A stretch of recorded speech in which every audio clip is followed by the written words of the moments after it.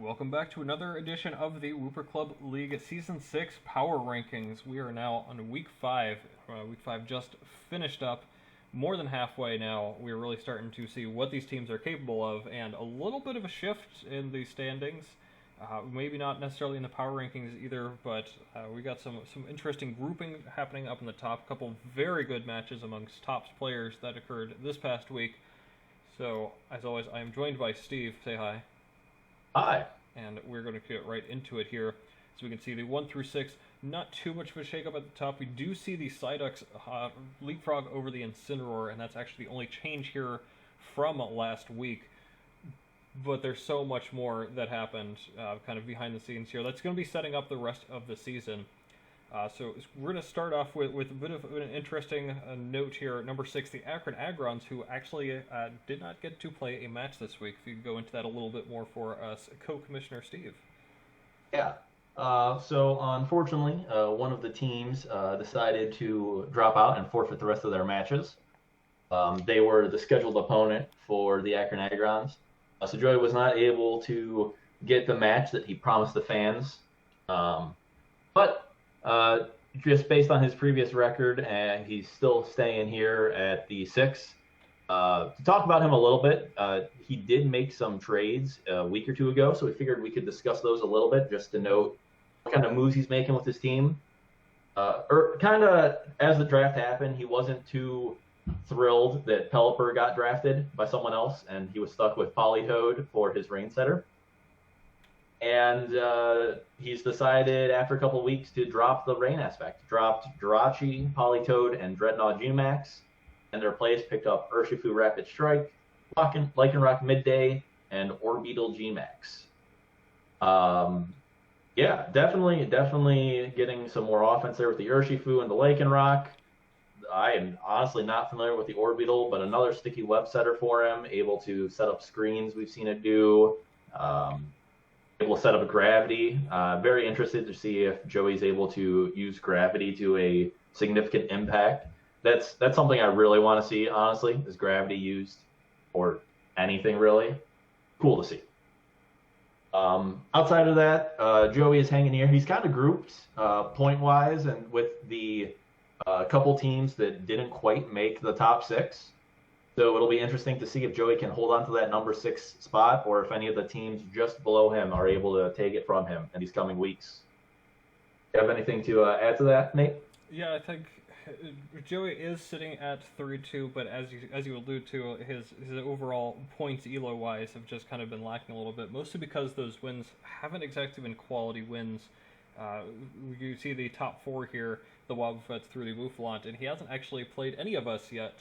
So that'll be kind of interesting to see what he's going to end up doing in the second half of the season with a slightly revamped roster there too. I'm not sure how that matchup is really going to affect us going the rest of the way. It feels like fighting at least is a pretty good type against me, so maybe that Urshifu pivot will help his matchup against me. And perhaps he even looked into that a little more than we're giving him credit for, but excited to see. He seems to be a second half battler, so even if his wins aren't quality in the first half of the season, I think there's still a good chance that he could make something happen in the second half and try to crack into that top 5. So moving on to, you'd expect us to go to 5, but 4 and 5 we actually played this past weekend for the sake of not speaking of ourselves. We're going to kind of hop up to number 3, the Cincinnati Incineroar, who we kept in place there. He faced off against the Cleveland Castforms, and the Incineroar this week brought a team of his Gmax Cinderace, then Orbeetle, Dhelmise, Clefable, Goodra, and a Diggersby. The Diggersby, of course, being fodder as usual. It just seems to be a trend at this point. It's not necessarily a bad thing. It can put in a little bit of work. It will get a big hit in, potentially soak up some hits. But that just seems to be a common trend I'm seeing, which is pretty funny. He seems to be very consistently setting up screens with the Orbeetle, which I definitely like. And actually, the second time he set up the light screen, I really liked that a lot. It seemed like he was playing a couple turns ahead there too, not just to try and stave off the advances of the rampaging Nasty Plot Togekiss, but also setting up for whenever he eventually got his Cinderace in to revenge it, to be able to survive an incoming Max Geyser from the Lapras. So having the light screen there with the light clay from Orbeetle, definitely extremely helpful there. And speaking of, he knew exactly when to bring in that Cinderace when things were starting to spiral a bit out of control with the Togekiss.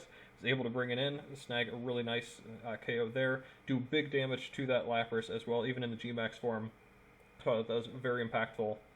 I've also like to comment for his offensive Goodra sets, which have really done well. And even though Goodra itself doesn't have much reliable recovery, his Clefable play has also been absolutely outstanding. So being able to pass wishes to that thing has been so effective for him, for sure.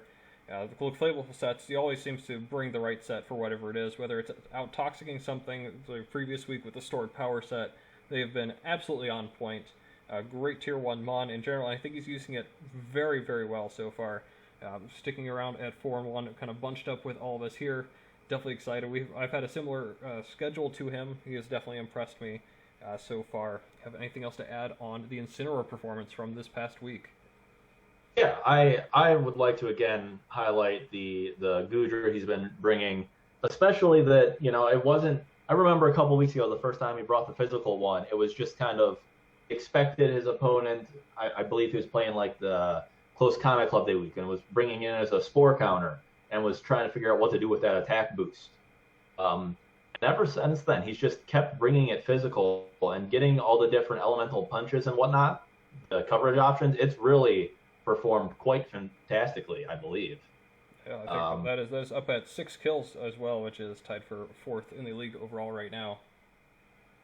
Yeah, but yeah, as you mentioned, he did a great job making good trades. Trading spikes for screens early on, knowing spikes are just gonna be removed by rapid spin, so no issue there. Using U-turn on Ferrothorn early wasn't great. Ended up losing that trade, but happens. Yeah, excellent play overall from Matt. Really excited to see how the rest of his season goes. Yeah, the runner from last season definitely making another run at it again. So with that being said, he is still in the number 3 spot, and he is just ahead of me at 4. So going ahead, and again, not talking about my own match, we're going to have Steve talk about the very good matchup we had between the Bouffalant and the Kinglers, numbers 4 and 5 teams. Take it away. Yeah. So Michael and his Kanto Kinglers brought a team of Zeraora, Espeon, Terrakion, Pelipper, Seismitoad, and Leopard, facing up against Nate and his Buffalo Bouffalants, bringing a team of Dragapult, Mew, Sandaconda G-Max, Mantine, Vikavolt, and Tangela. As Nate mentioned, this was quite a fun game to watch. So for the Kinglers first, there were some good plays Michael made. One thing I really liked was keeping the Espeon in for the first turn against the Hydreigon. Not the Hydreigon, but the Dragapult, the other dragon thing that scares people.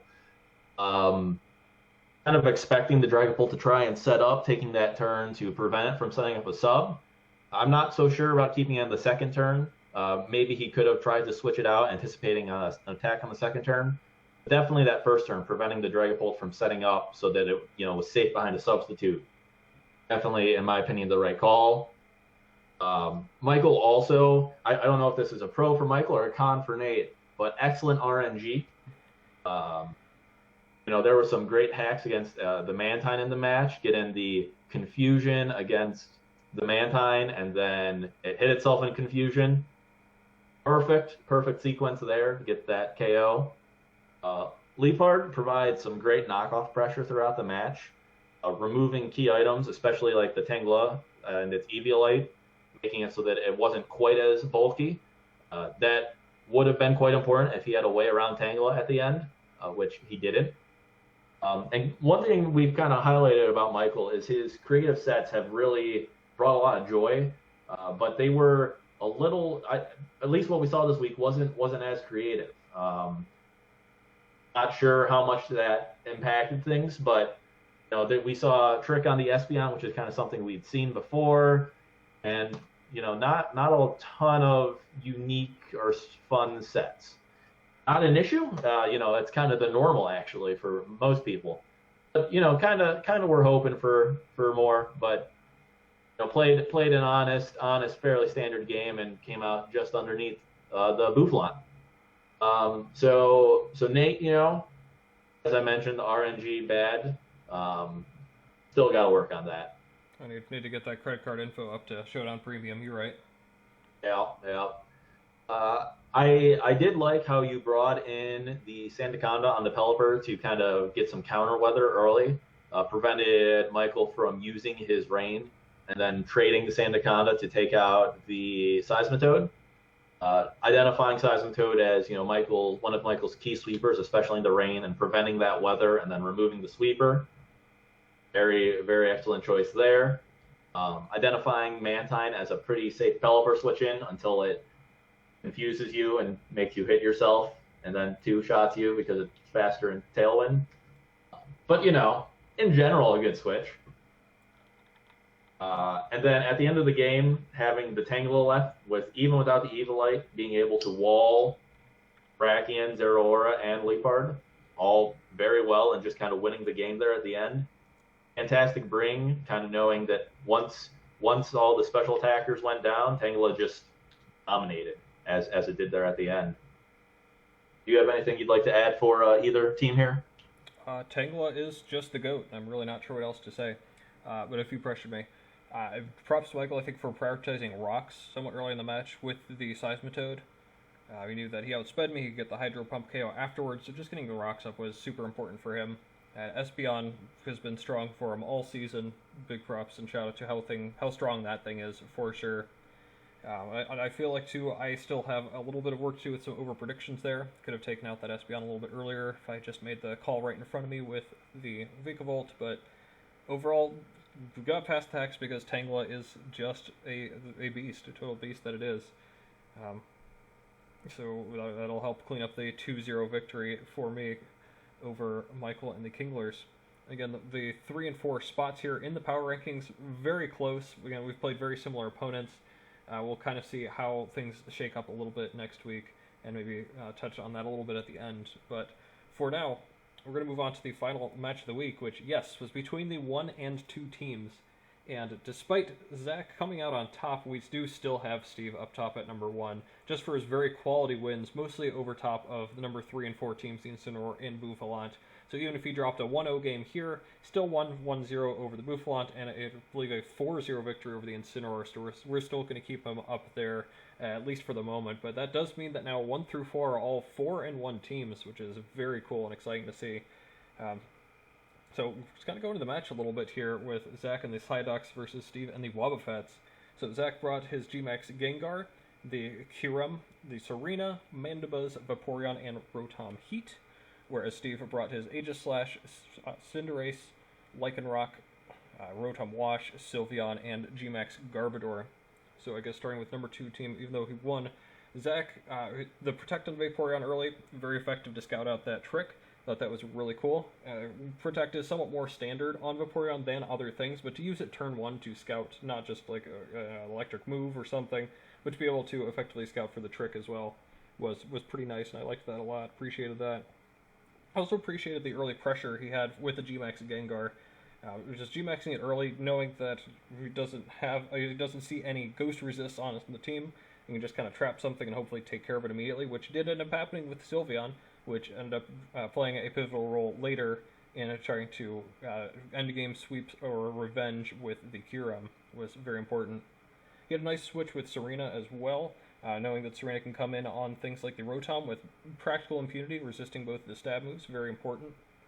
I thought he also did a good job handling the G-Max Garbodor. That was starting to get a little bit out of hand, and having that foul play option on there and waiting for the G-Max to end before using the foul play was incredibly effective there too. Finally, I also touched on it, saving the Kyurem as a Revenger or a late game cleaner. Fantastic decision. I thought he played that very well at the end, knowing what to do, not sacking anything off, knowing just even if it's a 1-0, you got to take a victory against such a good team. For Steve's side positives, coverage moves were fire, right? The Shadow Ball and Sylveon, I know it doesn't have that many coverage moves, but outstanding job on that. It's a shame it got disabled immediately. Could have helped a little bit, I think, with that. But the Shadow Ball, awesome there. But more importantly, I think the Seed Bomb on Garbodor, getting the G-Max Garbodor out and taking out that Vaporeon with Max Overgrowth, so important. We've seen how crazy that Vaporeon has been, passing wishes to the whole team, but getting to take it by surprise, taking it out immediately. Great choice. And also the weak armor as well. getting that to activate right before G-maxing by swapping it onto this arena. Everything worked out so well with the Garb Orb, making it really look a lot more valuable than the tier that it was given in the G-maxes. Additionally, although it didn't give Lycanroc an extra kill, I liked the decision to Swords Dance on the Mandibuzz, knowing it was going to be taken out by Toxic anyways, and you could try to get a big chunk of damage off on that Serena, which potentially could have played a bigger role depending on how things had played out. If they'd gone just a little bit differently, right, getting into range, for example, of that Rotom could have been really nice there. I thought that was a good play. Going a little bit on the negative side for both teams, I thought the Rotoms were kind of awkwardly played, both of them, honestly. The trick on Rotom was pretty cool, being able to potentially trick that onto a tank. I do see a couple of tanks that Zach did bring were already weak to Rotom and wouldn't necessarily stay in, but then also just continuing to try and force the trick to happen. Kind of wasted another turn or two there later on in the game that I think could have been used a little more proactively. But similarly, too, I think Zach's Rotom was in a position near the end game to just kind of hit everything super hard and super well. I think you could have traded that a lot more efficiently than just getting a little bit of chip damage on the Rotom Wash when it just went down with a Hydro Pump instead. Finally, I think the Aegislash, while it was a kind of a cool set, you could see how much it sorely needed that King's Shield at the very end of the game there. Having a couple coverage moves is nice. Having something else to maybe hit something like the Mandibuzz would be nice, but in the end, Toxic is probably about the only thing you need on there. So missing out the King's Shield, missing out on potentially getting a Scarfed option, or figuring out what a Scarf option might be, I think it ended up biting you a little bit in the butt there too. But no one's a harsh critic than yourself, so what all do you have to say about your match? You got any Johns for it? I mean, any other breakdown for your match? Oh, sure. We'll talk about not my Johns first. But when in prepping for Zach, I had looked, and honestly, he's played some of the teams that are kind of lower so far, and hasn't really had to use a lot of Kyurem and Gengar. So going against, I guess this is John, never mind. Didn't really know what to expect with them. Gengar had always had some nice coverage moves, and Kyurem had used Earth Power. That's about it that those two had done. So I wasn't entirely sure if he had preferences. It was nice to see. I'm pretty sure his Kyurem in the past has been mainly specs. So it was nice to see some change-ups there. Despite his normally very bulky team, he brought kind of a more offensive mode here, bringing the Serena and more, at least based on what it used, the more offensive Rotom Heat. Definitely worked against my team, which is also tends to play more offensively. Definitely agree with the Kyurem play. It definitely was the MVP here with that Scarf set and being able to clean up. For myself, looking back at the game, I'm upset about how I played Gengar. I knew Gengar was switching in turn 2, and I decided Sylveon was the right play. It wasn't. That probably should have been something that could have, as opposed to trying to wall it, something that could threaten it out. But I'll keep that in mind for the playoffs, hopefully. But yeah, excited. Great game. Excited to hopefully get a second chance at Zach later on in the season. Yeah. Yeah, you very may well be able to do so. Again, as mentioned, the top 4 teams are all very close together at this point, which is super fun to see. All these 4-1 teams kind of bunched up together, going on the records against each other. So far, I know you have faced all of us, and you are 2-1 against us. So that leaves Zach being 1-0 against you, and the Incineroar and the Bouffalant being 0-1 against you. So definitely excited to start seeing us match up against each other a little bit in the regular season, see what we may bring in the regular season if we're all anticipating making the Final Four, see how we change things up in the playoffs. So that could be a lot of fun. The number 5 and 6 teams, though 3 and 2, seem a little more distant from the top 4, but there is always a chance they could get a nice little victory, and that's why it's so important to try to get one of those top 2 seeds, to try to avoid that first round potential upset with only the top 6 teams making the playoffs. So these are the teams that are making it right now, not necessarily in this order. I believe we go by differential first and foremost, potentially by head-to-head, but I think it's differential. This is what we've got for Week 5. I want to say the Psyducks and the Agrons are playing each other this next week, but all the rest are playing opponents that are outside of the top 6. The last couple weeks, though, is where it really starts to get intense for seeding. We'll see how much people really desire those top 2 seeds and how much we decide to bring our A games against each other. But otherwise, we'll be back next week with some more Power Rankings post Week 6. See ya.